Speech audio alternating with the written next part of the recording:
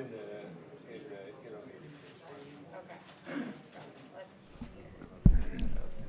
Good afternoon and welcome to the December 9th, 2025 Public Works Committee meeting. Now is time for a roll call and determination of quorum.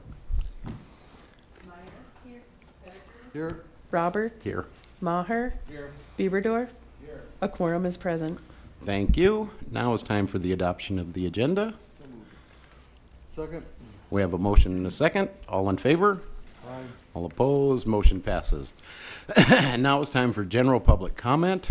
This is a time for members of the public to discuss or express concerns to the council on any issue not on the agenda. Action will not be taken at the meeting on any issue not on the agenda except by placement on the agenda by unanimous vote of the council members present. I don't have any speaker requests. I don't see anybody jumping up and down. So I will open and close general public comment, and we'll move on to consent items, items 1 through 16. Do I have anyone that wants to pull any items? Mr. Pettigrew. Thank you, John. I'd like to pull items 8, 9, 10, 11, 13, and 14, please.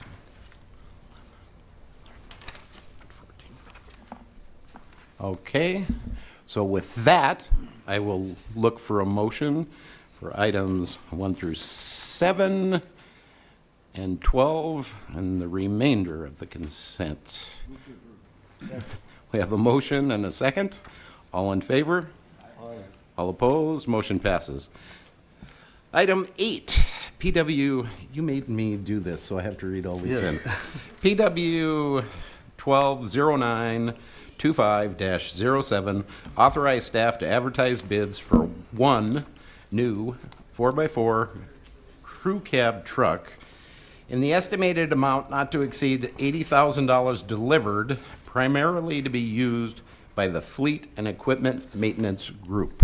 And you have the floor. Thank you, John. I wanted to pull all these and address them in not that I guess we have to go through each one, but I've gotten calls from several council people, and I think the optics are bad here, and I just want to explain that. We're in the last month of our budget, and on this request today are 11 new vehicles, and the optics are, well, we've got money left over, let's spend it. And I don't think that's the intent of what's happening. I think it's just a timing issue.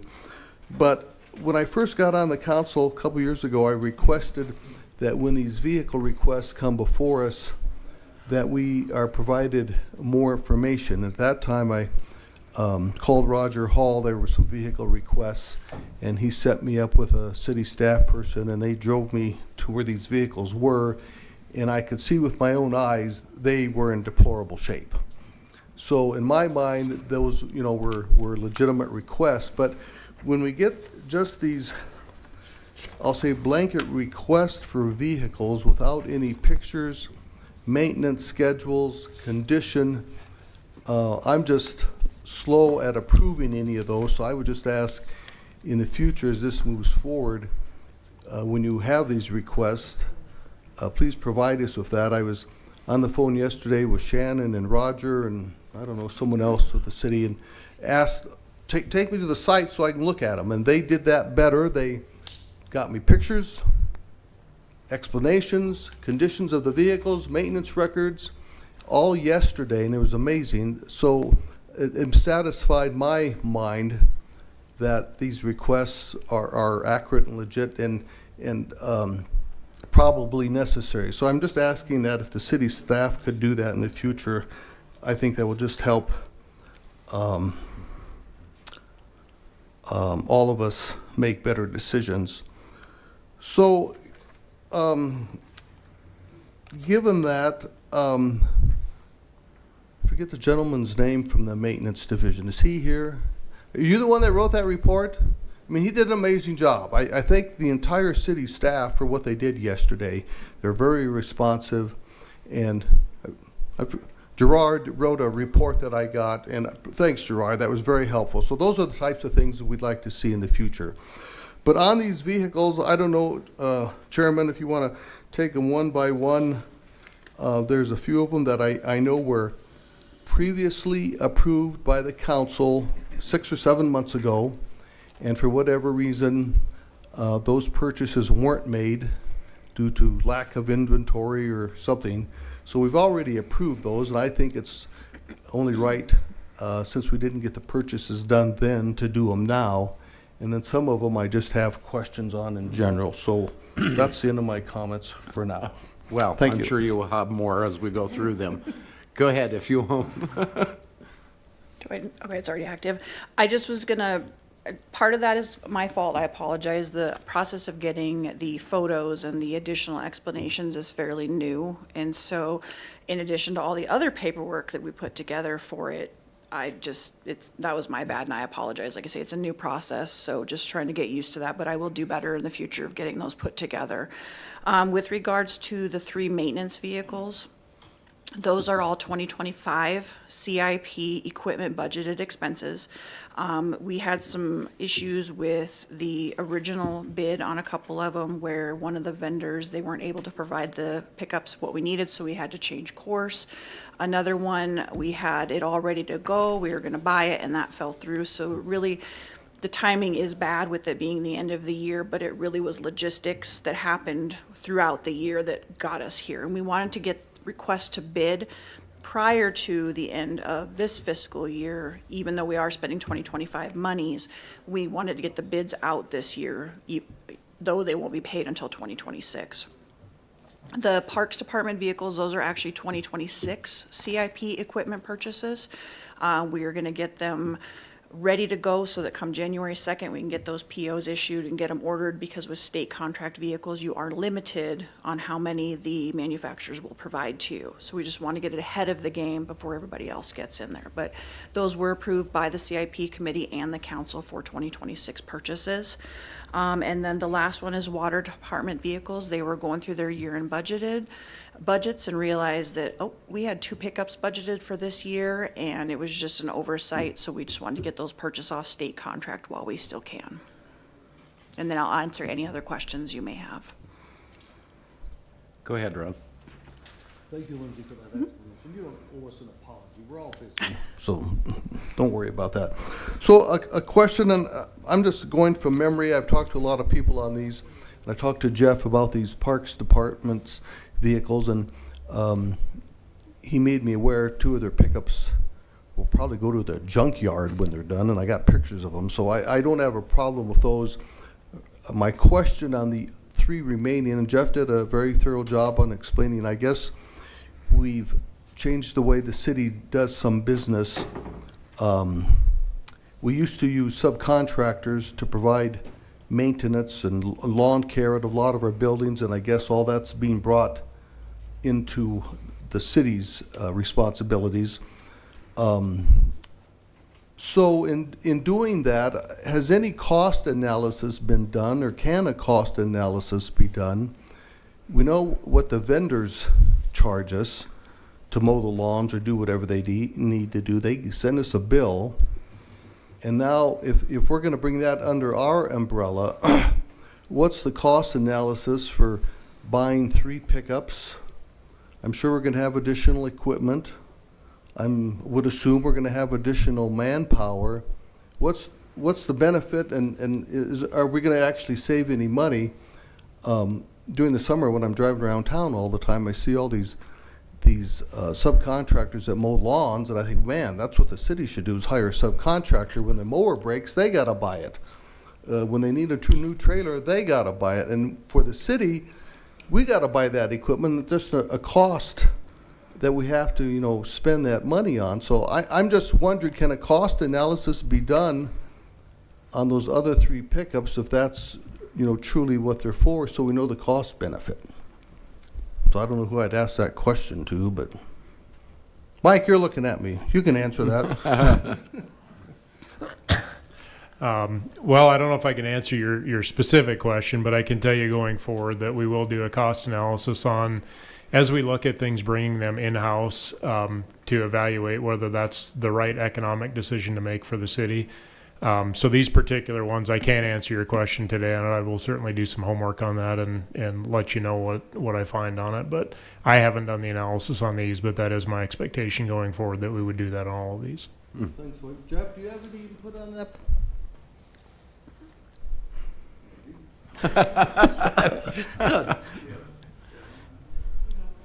There we go. Yes, in addition to these areas that are being, the maintenance is being assumed by the Parks and Recreation Department, that includes landscape and irrigation maintenance of this facility, the library, the bus depot, the new police precinct buildings, both southwest and the north one, and a couple of other ones I can't think of right off the top of my head. So that's summertime maintenance need for new vehicles. We were fortunate enough to get some additional staff approved in the budget for 2026. So again, need for additional vehicles to equip the folks that are going to be coming on board for that. Wintertime, we're also assuming a lot of the snow removal that was previously contracted out. Again, for this building, the parking garage and all of the other areas that I mentioned. So these vehicles are going to be used year-round, these new 3 additional vehicles that we see in this list of 5. For a long time, probably 20 years, most of our Parks and Rec fleet have been handed down from other departments that were getting rid of them. And so those vehicles are all fine and dandy for our summer laborers, the folks that are just here for the summertime maintenance crew. But when it comes to year-round vehicles, we need to have something that's dependable and not nickel and diming the maintenance division for keeping those things on the road. So that is the reason for the 3 that aren't replacing old vehicles that need to be surplused. Thank you, Jeff. Yes. I just want to add one more thing, and we do have another item on here. Number 14 is the recreation vehicle. That is a passenger van that's replacing one that's almost 30 years old. And those vans are used for our recreation programming, to haul kids to different activities all throughout the summer. Those need to be reliable. And the one we're replacing was from 1996. It's just not something that we even take out of town any longer, so we need to get that out of the fleet and replace it with something better. Are you done? Just one comment. I saw a picture of that vehicle, Jeff, and I wouldn't ride in that vehicle across town. It's deplorable. So those make sense, and I Yes. get it, but without the pictures and the explanation, we don't know. So I'm not trying to be difficult, but I Yeah. think we just want to make good decisions up here. Absolutely. And the more information we have, the more effective we can be. John, the floor is yours. Are you sure? Did you want to speak again? Please. Go ahead. I just want to address the comments of Mr. Pettigrew from earlier. And I agree that the optics this time of year probably are not the greatest. And as Lindsay pointed out, a lot of these are just a combination of things that took place throughout the year of these vehicles being replaced sooner. And unfortunately, they all stacked up at this meeting towards the end of the year, and it makes it look like we're cleaning out budgets and have money to spend on it. I assure you that is not the case. These were planned much earlier in the year, and because of a variety of issues that came up with suppliers, we were not able to purchase the vehicles at that time. But again, want to try to get these done. The vehicles are very needed, and it's not that we're cleaning out budgets. It's that the vehicles are very necessary and needed for the positions that they're supporting. The other thing I would like to mention is one of the things we're working on with Gerard's group and fleet and all of the departments within the city is having a lot better data behind each vehicle so that we can send that information to you as these vehicles come up for replacement to demonstrate the need for it, tracking all of the maintenance costs in these vehicles. Any vehicle hits a point of no return at some point in their lifespan where you start spending more money on the vehicle to maintain it than it's worth. And street departments has done an excellent job. It's been a manual process for them to do it, but they have it down to the dollar of what they're spending on these vehicles, what is the cost per mile to operate these vehicles.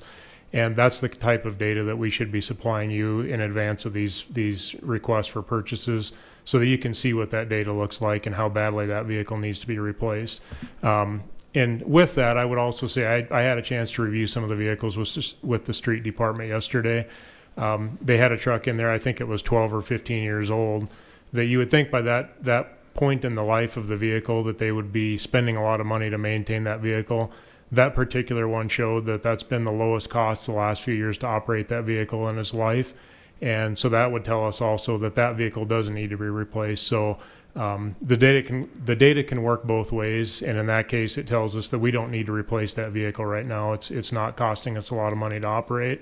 But in contrast to that, if we're asking for a vehicle, we should be providing you with that information to demonstrate that there's a definite need for that vehicle. That should make Rod happy. I know this is something we discussed a few years ago, and Rod brought it up, and I think it was very appropriate, and I think it's something that we need to know as a council. So, saying that, if there's nobody else that wants to speak,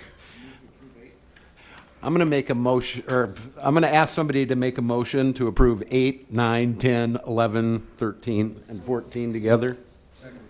So I don't have to read them in. All right. We have a motion to approve all those. And a second. All in favor? All opposed? Motion passes. Now we'll move on to non-consent items. I will open public comment. I have nothing in front of me. I have nobody jumping up and down, so I will close public comment.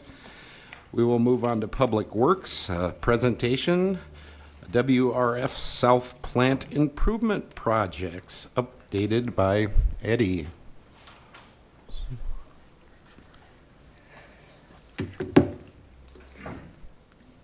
Good afternoon, Chair, members of the committee. I'm Eddie Lopez. I'm the project manager for the South Plant Improvements Project, and I'm here to provide a project update as to what has taken place out there since April of this year. To start off with a little history of our project schedule. So the project was awarded in April 15 of 2024. We issued NTP to PKG contractors in July 25, 2024.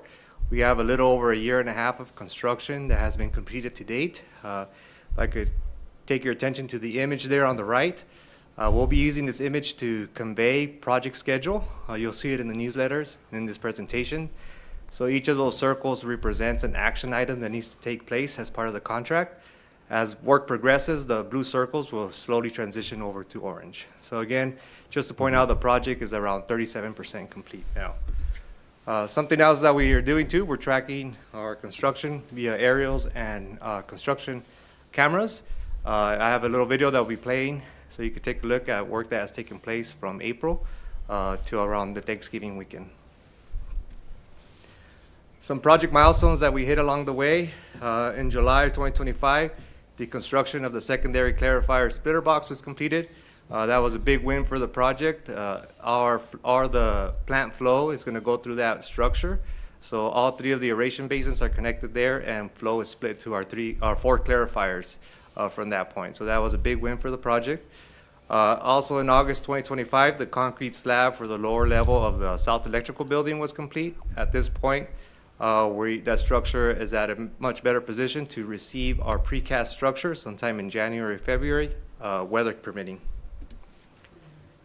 In September of 2025, we completed the secondary clarifiers 3 and 4. Again, those structures were water tested. You can see them in the video on the right.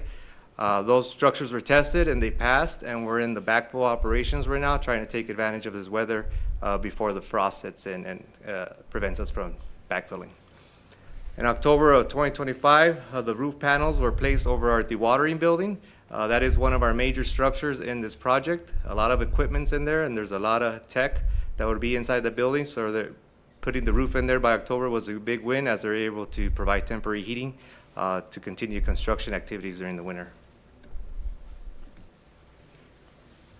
So what are we going to focus on over the winter? Electrical installations will be one of our main focuses, as we'll be inside those completed structures. Process piping also will start those installations, and assembly of our ready-made structures, such as the precast buildings that we're having for our South Electrical Building and our RAS-WAS pumping building. So we're looking to have those buildings erected during the winter, and that'll be a big win for the project, getting us ready for the summer. We also have a lot of underground piping that we'll be doing as well.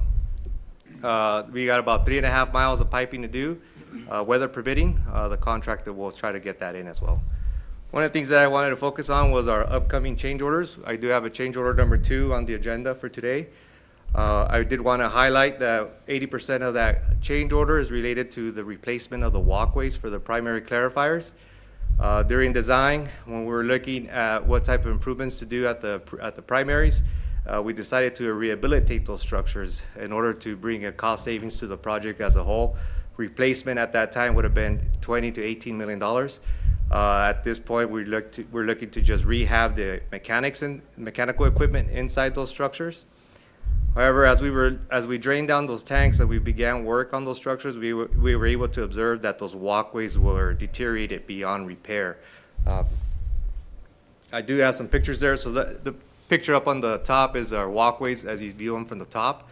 Once we were able to drain the tanks and actually view the walkways from down below, we were able to see that those walkways were beyond repair. So that's when we decided that replacement was necessary.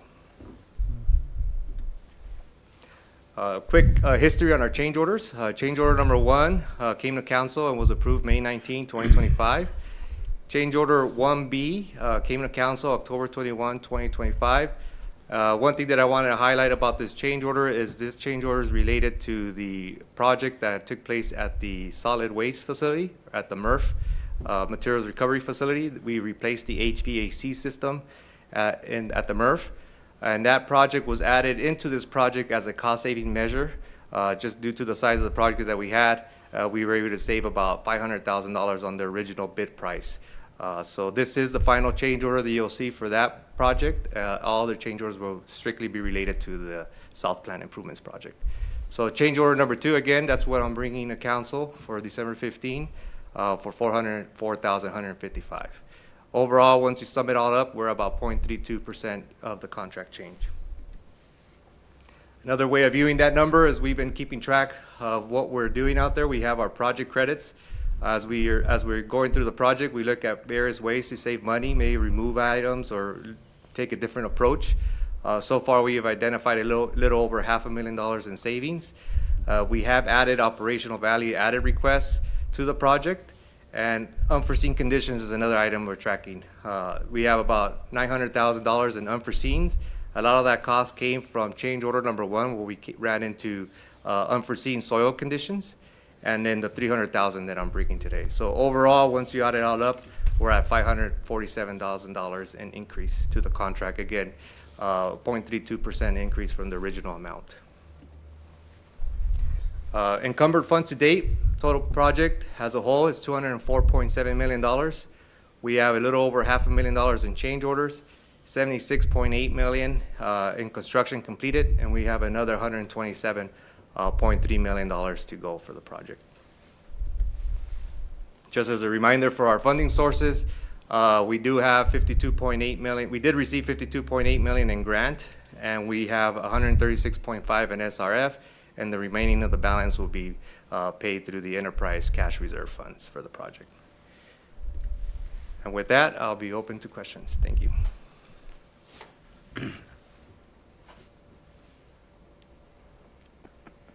No questions? I can't believe it. All right. Thank you. Thank you. Mention the newsletter. Oh, yes. We do have a newsletter that will be coming out, so it'll be in your mailboxes. So I'll push it out tomorrow once I'm done with public work, with finance committee tomorrow. Thank you. Thank you. Thank you. Have a motion to acknowledge and a second. All in favor? Aye. All opposed?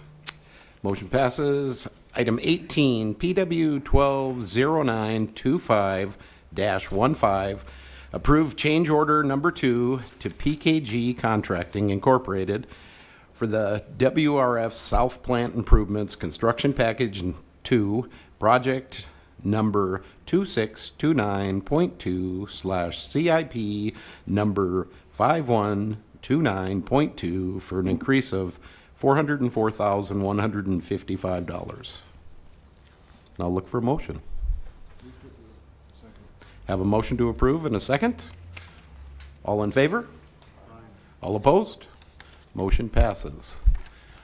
Item 19, presentation, Rapid City Urban 3 Economic Analysis by Heather Worthington of Urban 3. Yes? Or Thank by you, Mr. Vicki Chair. Fisher? No, I just wanted to introduce Heather to you and remind you that about a year ago, the City Council approved us entering into a contract with Urban 3. This is a group of tax experts that look at a community to see where is it that when we have new development coming in and existing aging development, where is their benefit to the city and where is their cost to the city?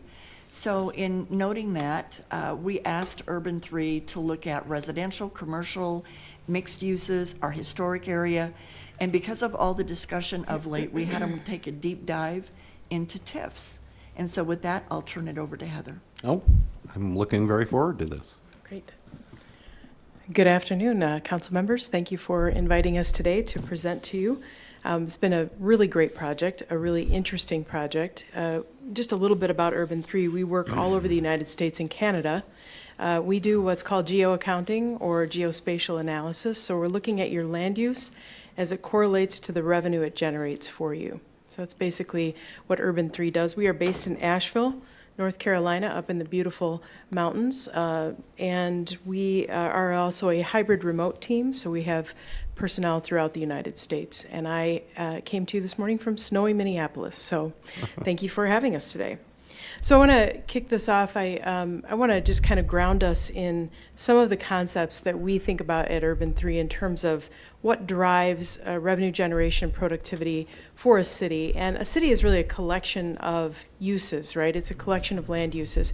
And cities have an immense amount of authority in regulating those land uses, and sometimes that regulation creates more revenue than other times. This might seem kind of like scary math. It's really not. I'm going to show you a little bit about land production first.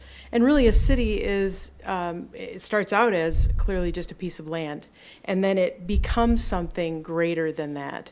But largely that's because of land production. And you all know that when you think about land production, any farmer can tell you that simple rule of land economics is that this is about yield, right? And so it is about water per acre, crops per acre, labor per acre, that type of measurement. So what if we did the same thing for buildings? And that's what we do at Urban 3. So I want to show you this. You know, when you go to buy a car, you're looking at the sticker on the window, and it doesn't say miles per tank, right? It says miles per gallon, right? And so when we look at these cars, you can see that the Ford Escape Hybrid is the most efficient car in terms of its miles per gallon. This analysis is a value per acre analysis, okay? And so that's what I want to show you here. This building in Asheville today is valued at over $11 million, but for 40-some years it sat there vacant, and its tax value was just over $300,000. Today, it has increased in value by 3,500% in about 15 years. It sits on less than a fifth of an acre. And I like to use a sort of combination of that downtown building contrasted with an Asheville Walmart in this case. This could be Walmart really anywhere in the United States. It could be a Target, it could be a Home Depot. And you look at the land consumed for the Walmart, it's about 34 acres.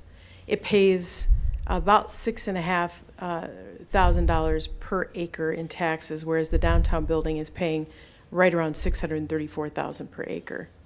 And it's generating a significant amount of city sales tax too, even compared to the Walmart, which is a retail establishment. And the downtown building has 90 residents per acre, and it produces 74 jobs per acre. So the downtown building is a much more productive land use in Asheville than the Walmart is. And we'll dig into this a little bit more as I go on. This is a kind of ratio difference of 60 cities in 21 states plus one Canadian province. And what you see here is what we typically see in the United States and Canada. We see that mixed-use typology, 6-story and above, has a higher productivity level, a higher value per acre than other uses. You invariably see in these models that you are significantly subsidizing single-family uses, for instance. So here we are in the beautiful Black Hills, and I'm going to just walk you through how your tax system works, how your services are funded. You all know this, you do it every day. But in the United States, there's a really wide variety of local revenue sources. And South Dakota is a state where you are still heavily reliant on property tax, but you also have some income and sales tax that is playing into your revenue picture. And this is just a quick overview of that. So South Dakota, here's how your taxes work. This is the calculation for determining the tax bill of your ratepayers. And you do split out commercial, other, and commercial plus utilities and owner occupied. I'm just going to walk through this really quickly. And you have a slightly higher levy rate for your commercial and other buildings, right? So this results in this tax bill for an imaginary parcel worth $100,000 in market value. And this is how your dollar splits up here in Rapid City, Pennington County, and your school district. Okay, so this is just a breakdown of where the tax dollar goes in terms of the taxing jurisdictions. Want to walk you through your budget really quickly, your revenues and expenditures. And what we're mapping today is sales and property tax. So that's where we're focused today. This is called a Sankey chart or a butterfly. This shows your inflows for revenue, your outflows for expenditures. We're going to come back to this a couple of times because I think one of the questions you may have is where do those TIF funds go when those TIF districts expire? So we're going to dig into that a little bit. And you can see here, this is the actual mapping we're doing. It's just those revenue sources. So we analyzed your total market value using data that you provided to us. So this is city and county data. And we also looked at your market value per acre. And so you can see how this has shifted a little bit. And then we like to visualize it in 3 dimensions. So here we're pulling out some significant pieces of your model, like the Hotel Alex Johnson and Rushmore Crossing, Dinosaur Park, and Walmart. So here we're just trying to see where are your peak parcels, where are the most productive land uses in your model. Here's the math on the productivity ratio. This is how this works. And this is what we come up with here. And when you look at Rapid City compared to the county as a whole, you're seeing about a 1 to 28 ratio in terms of productivity. This is significant. This is a really healthy ratio. We'd like to typically see this with that city to county ratio, especially in an area where you have some less developed land around the city in the county. So, for instance, Mower County, Minnesota, which is where Hormel is located, looks similar to this, right? So you have a very productive urban use within a less productive rural use. I'm just going to zip through these really quickly. I know we're kind of time limited today. This is the productivity ratio for downtown to Rapid City as a whole. This is healthy. We'd like to see this more like 1 to 6, but this is still a relatively healthy number. So your downtown taxable value is about 5.3 times greater than the amount of the city land that it takes up. This is downtown to Pennington County. It's significant, 1 to 150 times. So you can really see that Rapid City is the sort of economic driver of this region. Not surprising, you probably already knew that. Pennington County here, about 41% of the land area within the county is exempt.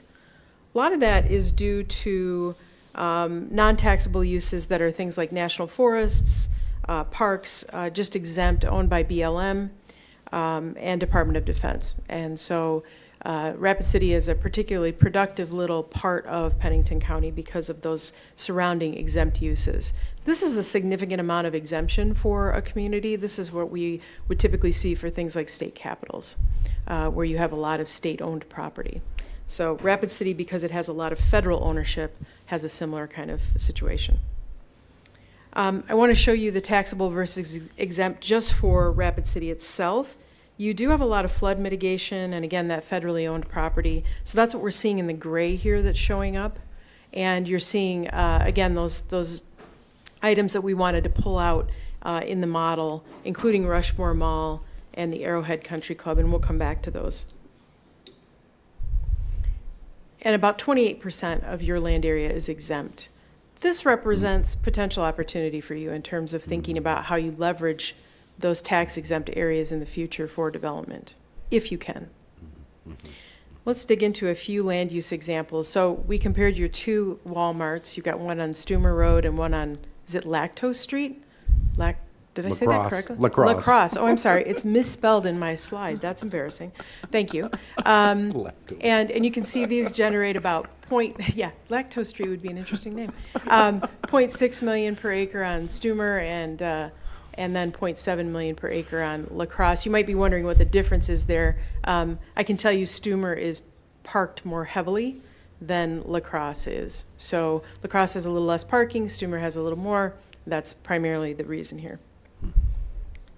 We're going to look at residential. We like to ground our clients in the idea of residential typologies, which is kind of a $64,000 word, but here's what it means. It means that you have a variety of land use types within your city. Some of that is low density, detached single family, for instance. Some of it is gentle density, which we think of as duplexes, triplexes, fourplexes. Some of it is medium density. You've got quite a bit of this in your model, and then some of it is higher density. And that missing middle is really that sort of gentle density up to a kind of medium density. And that's typically your most productive land use within your model. These are your single family low density residential uses. And you can see these are pulling somewhere between about 1 and 2.2 million per acre. And in medium density, it's significant. And I'll just call out that you've got that Settlers Creek Place duplex at 3.6 million per acre. That's a very productive duplex, nationally speaking. And then your higher density residential is actually less productive, and that's primarily because you have a significant amount of parking off-street for these parcels. And so a lot of the land area that you would normally derive revenue from is being utilized for parking, which is not taxed at the same rate as those uses. And when we look at the roll up here, you can see your medium density is doing much better than your high density. I will tell you this is a little bit unusual in American cities. Usually high density is pulling more value than medium. So we're going to come back to that. I'm just going to put a pin in it. We'll talk about why the high for your high density isn't as valuable as we'd like to see in all of our other models. And I think this represents an opportunity for you to address sort of parking and higher density uses. We're going to zip through a couple of commercial examples. Fleet Farm, Kohl's, Sam's, Menards, Target. Again, very similar to that Walmart. And this is your mall, your uptown mall. And we typically see malls like this that have significant parking. I always like to say it never gets fully used unless it's Black Friday. And even then, I think it doesn't these days. So those parking allocations for a parcel like this are really pulling down the value of the overall parcel, okay?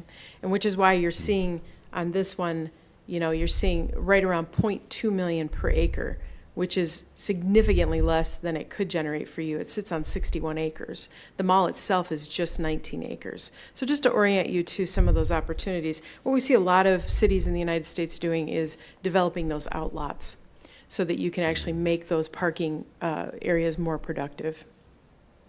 And your smaller shopping centers are very healthy here. You actually have quite a few that are pulling good value. The Plaza is the winner here. And you've got very productive Main Street uses. And I was driving around before I came over here, and I was so impressed by how well activated your downtown is. That's not an easy thing to accomplish in an American city right now. And you've got things like Prairie Edge, which are generating about 9.2 million per acre. That's a really significant productive parcel for you. Your downtown high-rise commercial is also doing well. You've got the Turnack Tower and Assurant Insurance, which is not an easy thing to say. And Turnack is pulling about 10.3 million per acre. That is a really nice productive parcel in your downtown. So really quickly, just a comparison of these commercial properties. Again, we'd expect to see downtown high-rise being very valuable. It is. It's very productive for you, but your Main Street is doing incredibly well. So keep doing what you're doing there.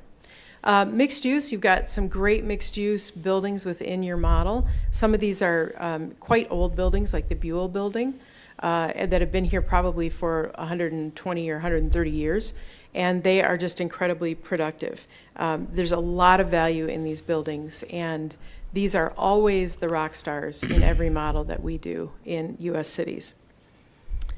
These values, again, very, very good values. You've got the 7.6 million per acre on the Rushmore, and the Elements 7.6 million. So you're really pulling a lot of value in these mixed-use buildings that you've built over the last several years.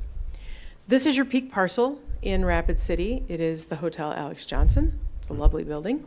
And this is soaring above everything else in your model. And remember that that spike is really about the productive value of that property, not about the height, obviously. So let's dig into your lasting value. We've got the buffalo pulling the cart there in downtown in 1907. And this is kind of a bird's eye view on the right of Rapid City. And again, these buildings have been here for a long time. They are incredibly productive buildings. They remain so. The Delmonico Grill and Sky Dancing, those were here in 1907. In the 1930s, there's the Alex Johnson. Here it is in 2024. And the lovely cowboy race you had down Main Street, I would kill to go back and see that in real time. That would be amazing. But here's Prairie Edge and pulling 9.3 million per acre.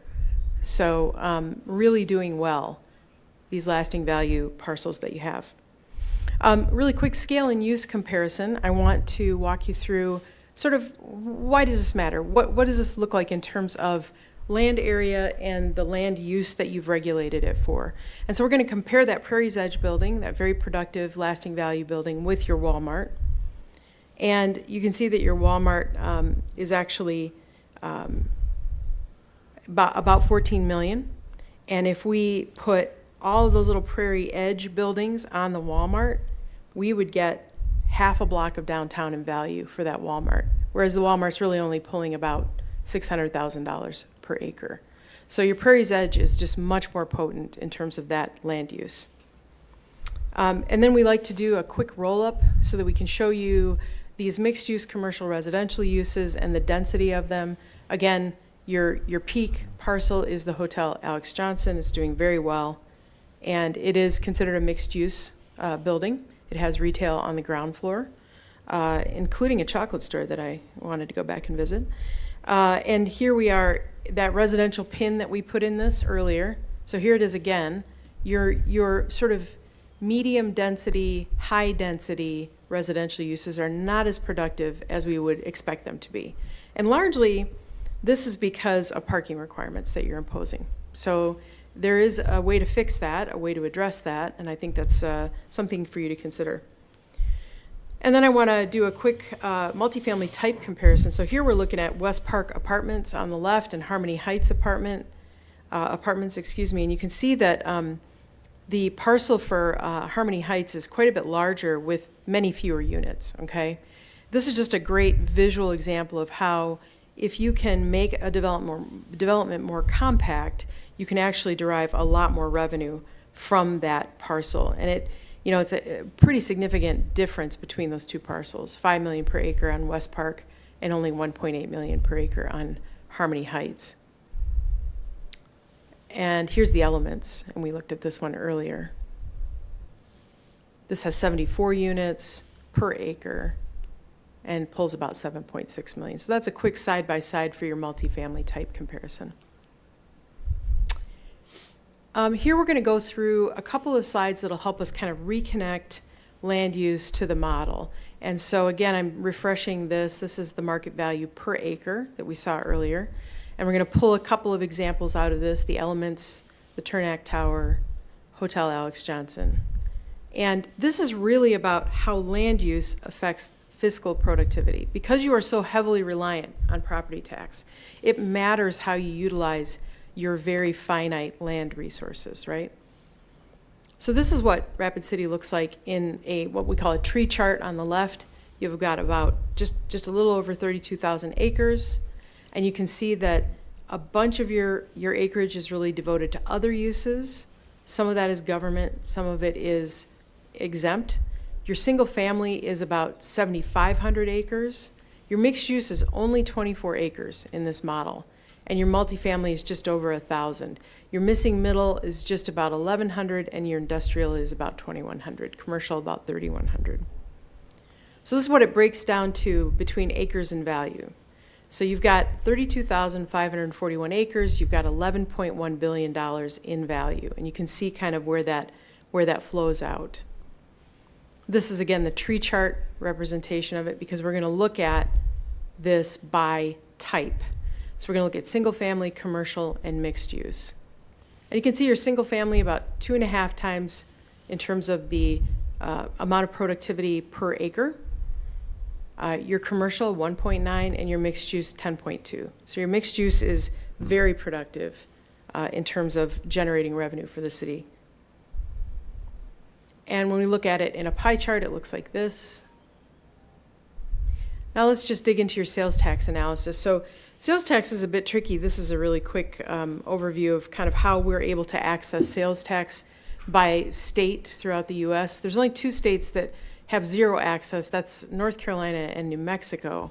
Most states offer some kind of access to sales tax if they have sales tax. And those green states have full access. The yellow states where you are kind of partial access. We get a aggregated number, and we have to go through and do a little bit of synthetic work to assign those revenues to particular parcels. So what we're really trying to establish is if you have a parcel that has a sales tax generating use in it, like one of those lasting value places just a few blocks over here, then you'll be able to correlate the amount of sales tax that parcel is generating. This is a little trickier for us because we don't have a level of granular detail in that data that we can actually apply. So this gets us pretty close though, and I want to show you this. So when you look at your actual revenues overview, you're doing about 10% property taxes and you're doing about 28% sales. So your sales tax is significant. It's important to you from a revenue standpoint. And we wanted to kind of look at that and model it a little bit for you so that you could understand where your most productive sales tax parcels are. So we've looked at property tax already. Now we're going to look at sales tax. So Alex Johnson, again, is doing really well. It's generating quite a bit of sales tax. Rushmore Crossing is doing really well. And you can see this is where property tax overlays with sales tax. So you start to get a picture of where are you generating revenue? How are you putting that land use to work for you in terms of generating revenue to pay for your local services? Let's just compare that Main Street retail with big box again. This illustrates really the impact of parking. So this is your any big box retail you have in your model and your lasting value Main Street retail. You can see that the big box is paying about $171,000 in property tax. It's paying about $1.9 thousand per acre compared to the $20,000 that the Main Street retail is. Its total sales tax is quite a bit higher, and its sales tax per acre for the Main Street is higher than the Walmart, again, because you have more land area and you have less building on it, right? So again, that Main Street retail is the really productive land use here. And your Main Street retail depends on on-street parking. And so that is, in many ways, an incentive you offer to that building owner because you maintain that parking. And I noticed some of it is paid parking. So you're also deriving some revenue from that parking yourselves. All right. Really quickly, I want to show you commuting patterns. Not surprisingly, you have a fairly significant number of people who come into the city to work every day. And of course, those are the people who are paying sales tax on purchases. And they are eating in your restaurants, and they're parking in your ramps and that kind of thing. So this is kind of your turnover. You've got a net loss of about 8,000 people per day who are leaving Rapid City to work elsewhere. So this is just a quick kind of commuter overview. We also wanted to show you your spatial boundaries over time, and I have to stand back and not touch the computer or this will not animate correctly. This is, I might play this again for you because this is really cool. Let's go back. I'm going to play that for you one more time. So this is starting in the 1880s when Rapid City was founded. You grew slowly, very slowly, until the 1940s, right in the aftermath of World War II. And then Rapid City kind of exploded out. It kind of became a much larger city than it was in 1876 when you were founded. And the reality of that is that over time, Your population has, to some extent, grown since the 1880s up through 2020. And you can see where you have these significant events within the history of the city, like Al Capone being invited to live in Rapid City, Mount Rushmore opening in 1941, and Ellsworth Air Force Base opening. These all had kind of significant impacts on the city. But then you had the Rapid Creek flood, and you had I-90 completed in 1976. And then you had the first presidential statues unveiled downtown in 2000. So it's just a quick kind of contextual slide for you to orient yourself to what was happening at what time. You also have annexed a lot of property in Rapid City over the years, and this is how a lot of American cities grow. They annex unincorporated areas, and they grow in area as a result of those annexation moves. And so between 1876 and 1900, you were this size, you annexed some property then. Again, between 1950 and 75, again, Ellsworth is growing in this period, it's the Cold War. Between 1975 and 2000, you annexed more property on the outskirts of Rapid City, and then you annexed additional properties around Rapid City. And just recently, you annexed that little parcel as well. And we did not have that in our data set, but we just dropped it in as a parcel so that you could see that. And you can see that over that time of annexation, your population density has decreased. And so your city has become more spread out and more susceptible to some of the economic impacts of providing services and infrastructure for people who live further away from your core services, like your water treatment plants, your lift stations, right? So let's take a look at that infrastructure analysis. These are your actuals, revenues, and expenditures. This is from 2024. And again, we're looking at the sales and property tax. We already mapped those. So now we're going to look at charges for services and water, wastewater, and transportation. So this is your Sankey for these flow of funds. And you can see that when we look at revenues, you are primarily funding your services through these charges for service, through sales tax, and those outflows go into water, stormwater, and transportation. Now, the Government Finance Officers Association says that roads are assets, but we disagree. We think roads are some of your largest liabilities, and your pipes and your lift stations are also liabilities. Why? Because you cannot pick these up and sell them to Sioux City. They are yours forever. And so we think that liability should be better understood in terms of the cost that it presents to you on an ongoing basis. And this is a really quick kind of overview of the infrastructure types in your model. And we modeled transportation. You can see the lane miles there, your sewer pipes. Again, about 36,000 acres served, your stormwater, and your water. And this is what it looks like all bunched up together. And you can see probably what has happened over time is that developers who have built new projects further out away from your core services have paid for that infrastructure. They put in the roads and the pipes, right? And those will all come back into your portfolio of infrastructure over time. And this is a kind of a fun one. So your infrastructure, just your lane miles, could take you to Chicago. You have 929 lane miles of road.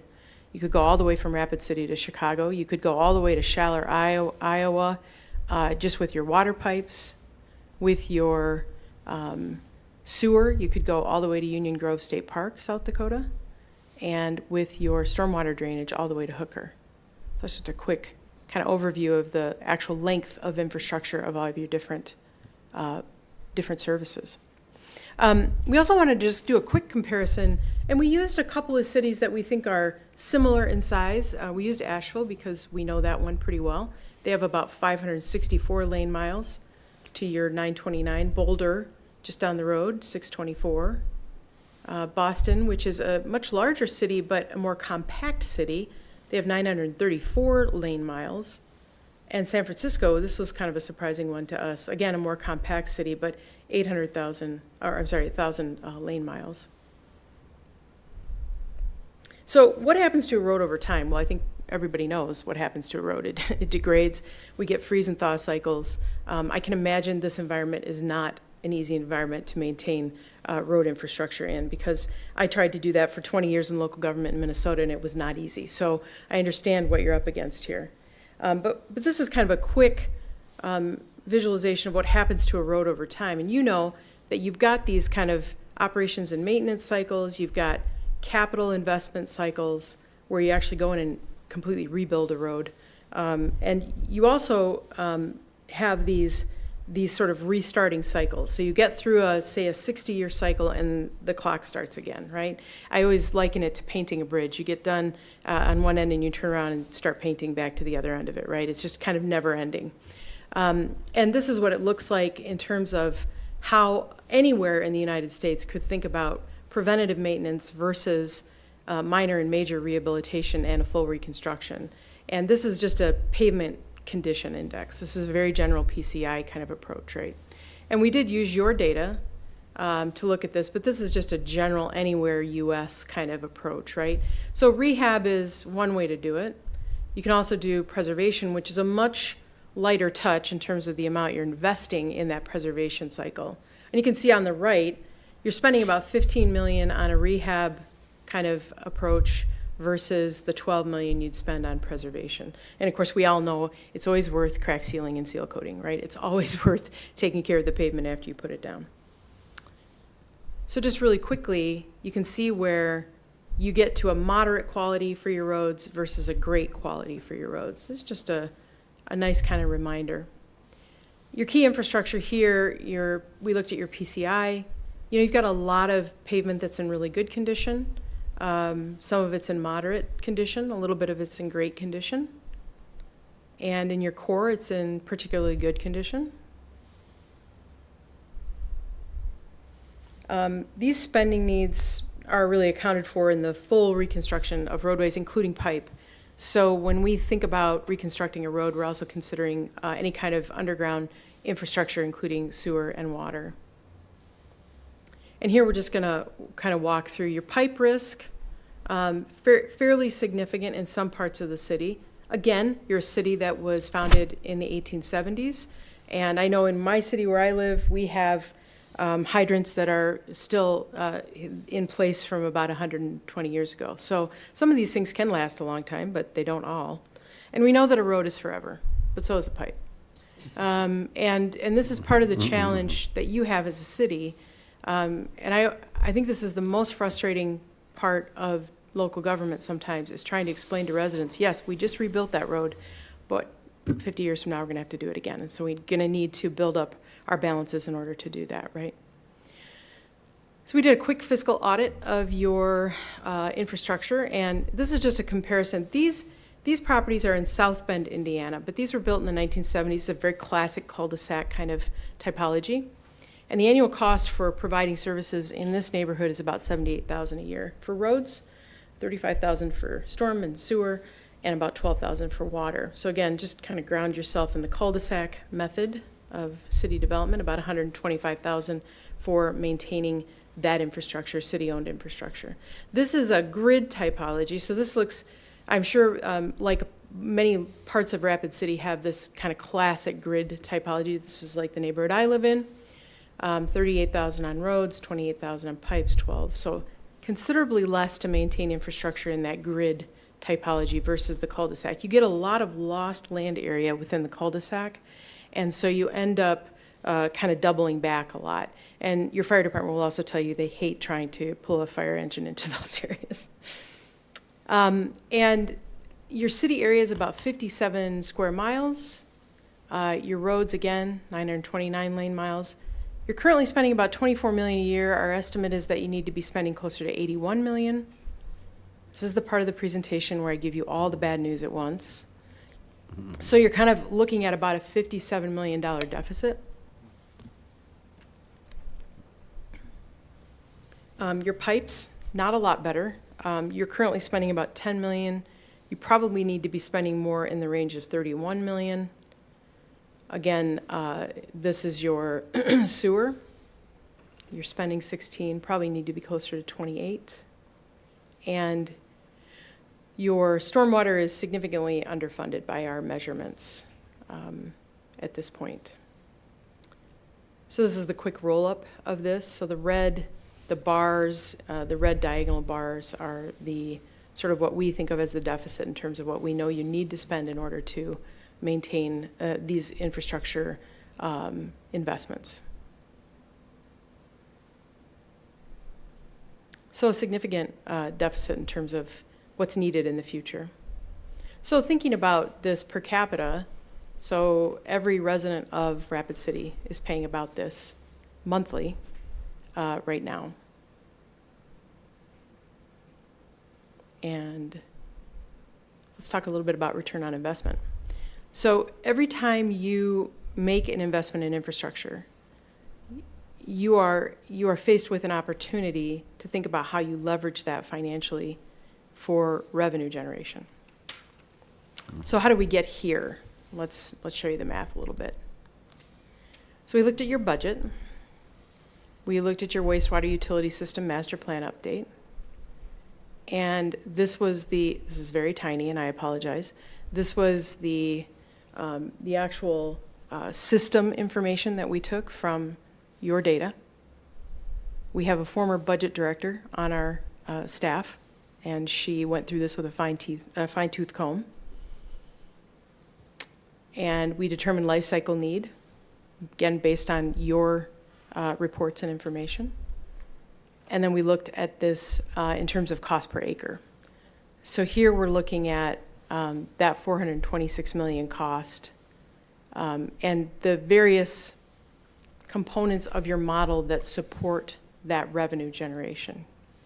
And this is the model, we call this a green-red model. So now you can see the revenue you're generating, 314, and the costs that we think you need to be expending, and that's 426. Here we've just turned the model on its side, and you can see where you have a net loss. Your downtown, though, is incredibly productive. And where you tend to get less productive is the further out from that downtown you go. So, not surprising. You got net positive here, and you've got about 112 million in net negative in this model. And again, just calling back to this slide, this is where your really productive mixed-use sites are so important because they're generating not just property tax for you, but also sales tax. And just again, there's your high-density mixed-use net infrastructure revenue per building type. So that Alex Johnson use is generating about $539,000 for infrastructure spending on an annual basis for you. Now we get into the TIF analysis. This is a large part of why you hired us. And so we really dug into all of your TIF districts, and we wanted to understand over time what happens before TIF, during TIF, and then after. And so this is what it should look like, right? When you implement a TIF district, it has a 20-year window in South Dakota. You know the value of the parcel prior to offering TIF, and you know the TIF-induced revenue for that parcel. And then you should be able to understand what will happen once that TIF district is dissolved. So once a TIF district expires, the revenue it was generating is no longer devoted to that geography. This is perhaps the most important takeaway, is that that revenue was generating revenue for a particular area defined in that district. But once it expires, it rolls back into the general property tax, okay? And it becomes part of your property tax revenue stream. It is not dedicated to that revenue, that infrastructure going forward. So we wanted to show you your approved TIFs over time by status. You've only had one failed district. You had a couple that were not used. You've had a few that have expired, they've dissolved, and then you've got a few that are still active, and those are the green ones that are kind of going off the page there, okay? So this just shows you over time, between 1985 and, what will be 2030, the approved TIFs by status, okay? then we thought it would be interesting to look at this by type. So we went back in and we analyzed how you're utilizing the state statute that enables you to use TIF, and in what sort of way are you using it. And of course, most of yours are economic districts. You do have a couple of affordable housing districts that have come online just in the last couple of years here. You had some early industrial, and then you had, before the statute was rewritten, you had some what are called local TIF districts. And we wanted to show you your land uses in these districts. So wanted to kind of correlate for you density and the variety of uses. So if you have less parking, you have more productivity. You're going to get tired of hearing me say that. But commercial uses with on-site parking tend to generate less revenue for you, okay? And so again, here's where we kind of get into what is this actually generating for you in terms of revenue for property tax and sales tax. Your highest density commercial and mixed uses are generating about 3.1 million per acre in those TIF districts. And your city average VPA is 466. So some of these are very productive TIF districts. And we look at your revenue per acre by these districts. You can see that. So that's a quick breakdown. You can see which ones are lagging and leading. Your low density is lagging. Your higher density commercial and mixed use is leading.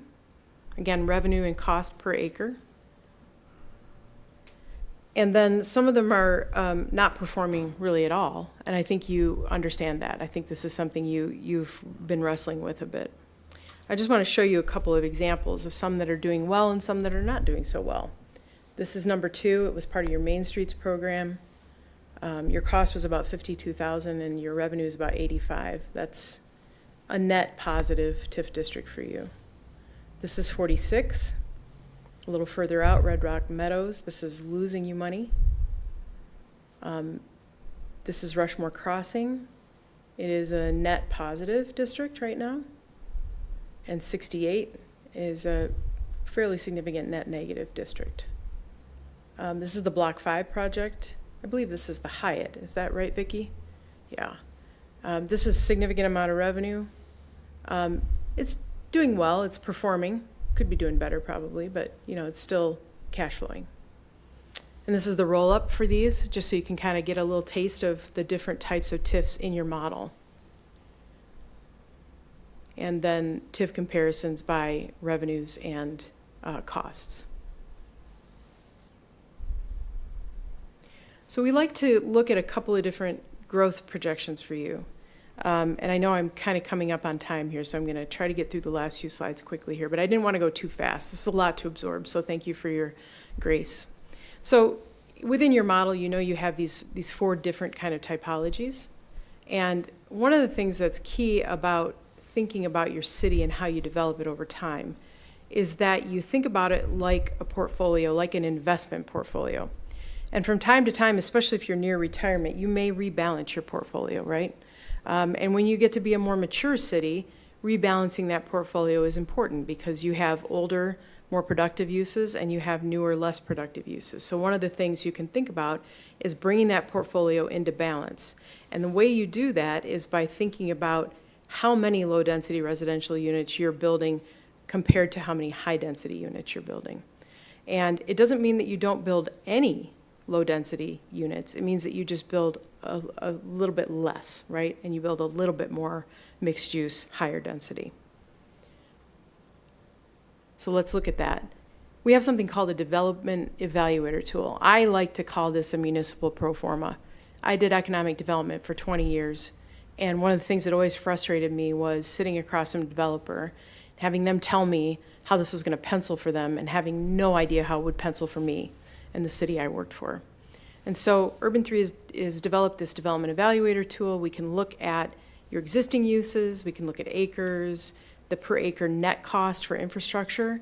And what we're showing you here is that your low density residential is always going to be a drag on your budget from a revenue generation standpoint. Again, doesn't mean that it doesn't have value for the community, it does.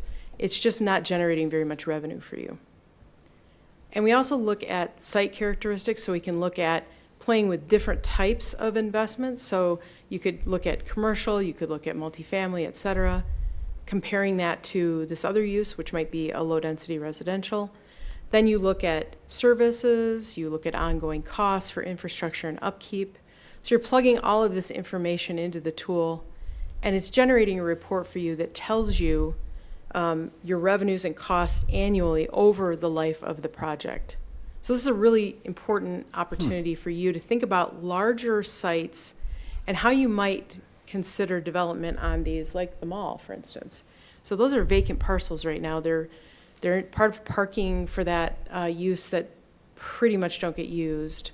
And so it's interesting to think about how you might evaluate the redevelopment of some of those outlots at the mall in terms of generating more revenue for you. Right now, that vacant land is about 7.7 million per acre. It's less than that. So your Uptown Mall is only generating 0.2 million, and that vacant property is just a tiny little sliver of the productivity of the mall, which is already a tiny little sliver of your downtown, right? So here's a low density scenario. This is a single family house, pulls about 1.6 million per acre. This is a gentle density. There's that duplex again, 2.8 million. The quadplex, 3.3 million. Looks like a single family home, behaves like a very valuable piece of real estate. And then you've got your higher density, your residential multifamily, your mixed use multifamily. And this is how it just rolls up. Oh, sorry, I went too fast.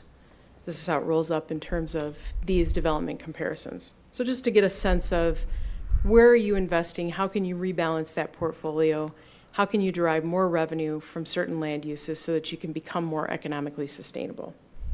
And this is really about that project and how it pencils for you as a city and not just for the developer.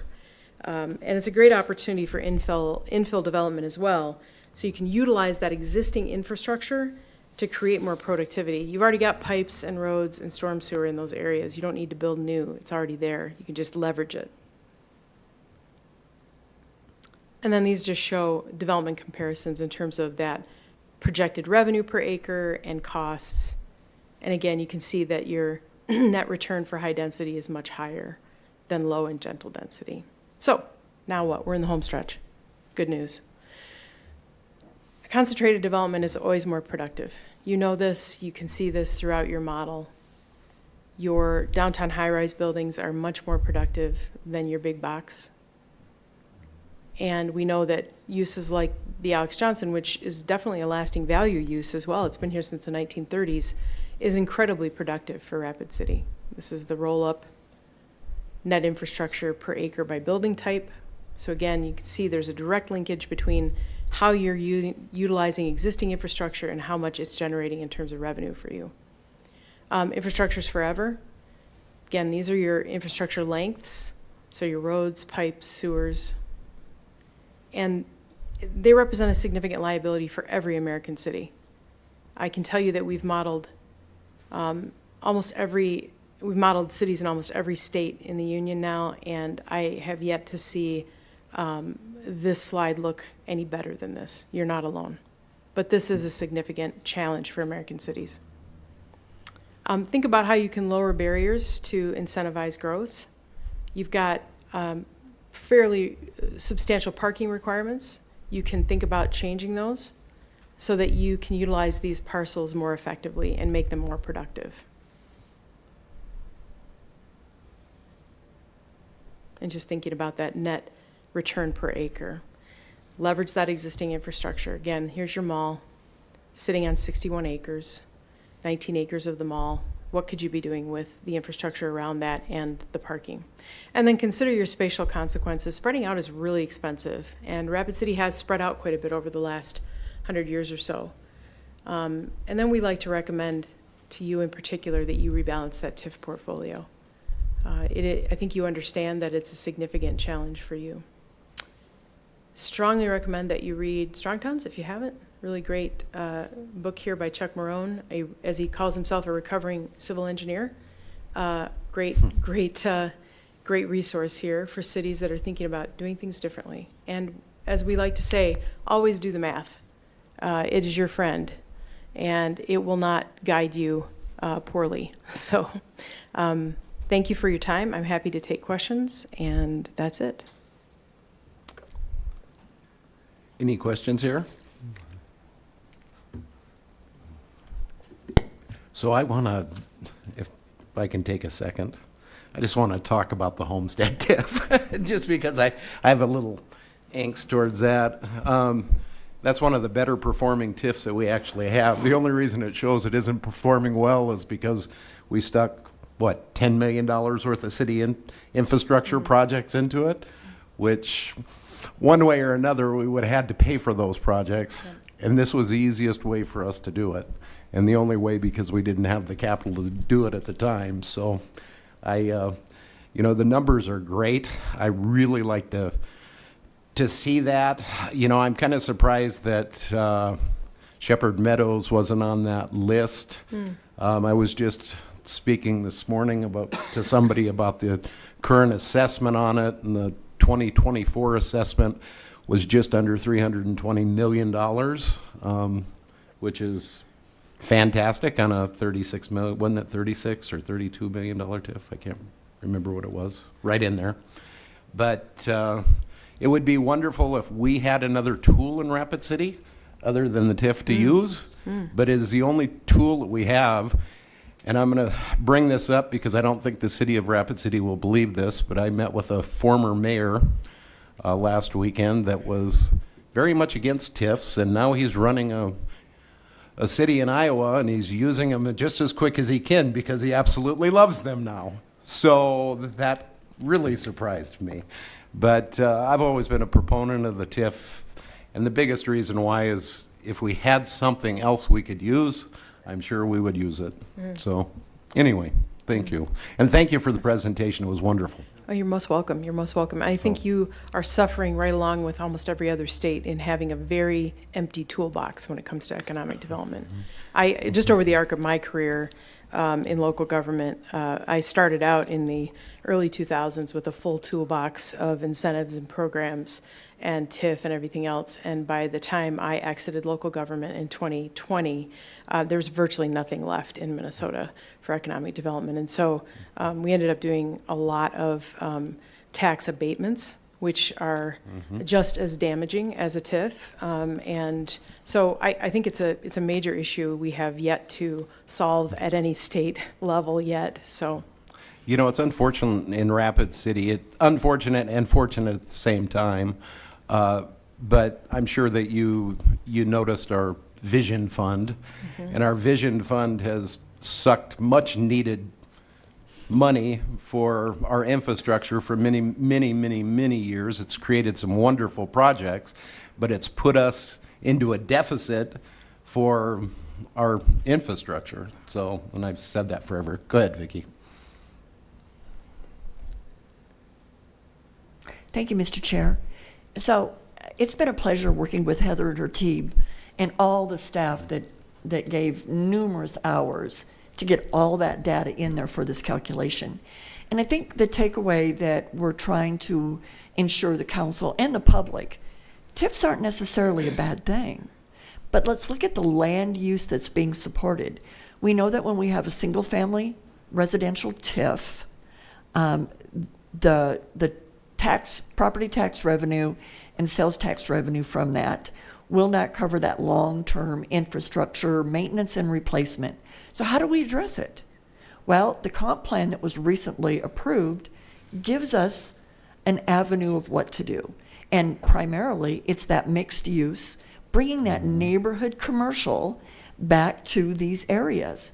So if someone were to come in and they wanted to do a single family, even an affordable housing TIF, and they're partnering with the city on a precinct or a park, where do we make that actual recovery?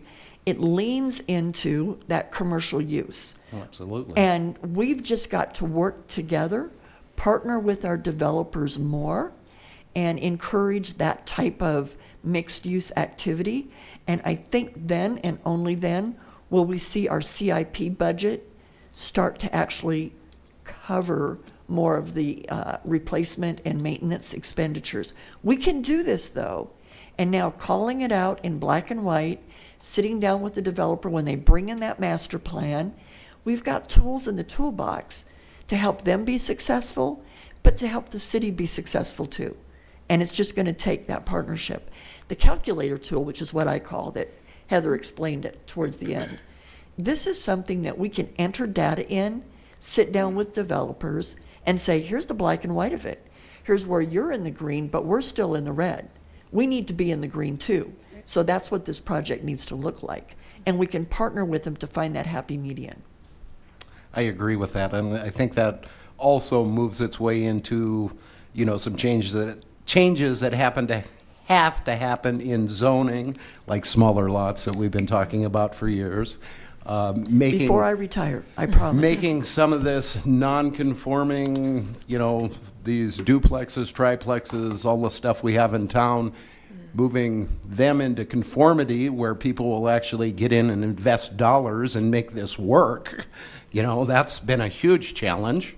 And anyway, yeah, we have a lot to talk about, a lot that needs to move into the 21st century into planning. I hate to say that, but I mean, Rapid City, you know, we need tract homes, we need smaller homes, there's a lot of things that we need that we just haven't done, that I think that we're on the cusp of probably getting ready to do it. So from a planning perspective, the professional planners in the office have known for years, there shouldn't be an allowance that a duplex can be here, but it can't be here, and a townhome can be here, but it can't be here. It should be allowed in all. Getting that accepted by the community is somewhat more difficult because they petition their elected officials, and then when we bring regulations forward, they don't get off ground zero. With this data, though, I think that we can even convince those that do like that segregated land use, that for the city, everyone's tired of potholes. Everyone's tired of complete road closures because we had yet another water pipe burst or some other inconvenience because of the public infrastructure. With this data, again, we can partner and we can find solutions to this where we're paying the bill and we are providing a healthier, safer, better community for those that have lived here for a significant amount of time and those that want to live here. And I think that's the end goal of zoning in general. But it's going to take all of us working together to get there. Thank you very much. Vicki, any questions? Comments? If not, thank you very much. I appreciate it. Been a great presentation.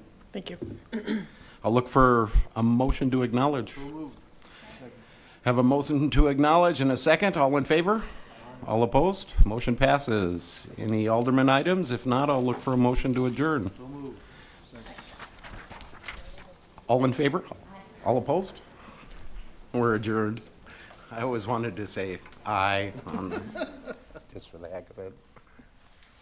That was good. Yeah.